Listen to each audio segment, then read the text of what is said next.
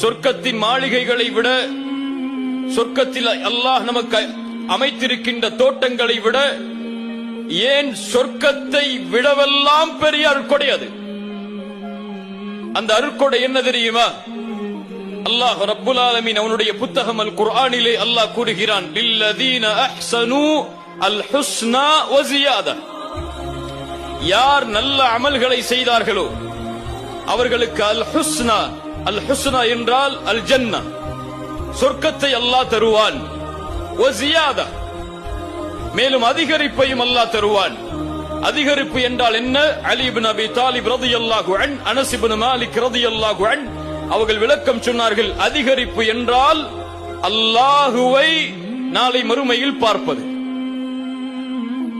அல்லாஹ்வுடைய தூதர் ஸல்லல்லாஹு அலைஹி வஸல்லம் சொன்னார்கள், ஒரு முறை சஹாபாக்களோடு அமர்ந்திருக்கக்கூடிய நேரத்தில் பௌர்ணமியின் வெளிச்சத்தில் 14ஆவது இரவில் சந்திரனை பார்த்து சொன்னார்கள், இந்த சந்திரனை நீங்கள் எப்படி பார்க்கிறீர்களோ, இந்த நேரத்தில் எந்த கூச்சலும் இல்லாமல், ஒருவரோடு மோதாமல், அவரின் நிலையிலிருந்து இந்த சந்திரனை எப்படி பார்க்கிறீர்களோ அது போன்று நாளை மறுமையில் நீங்கள் அல்லாஹுவை பார்ப்பீர்கள்.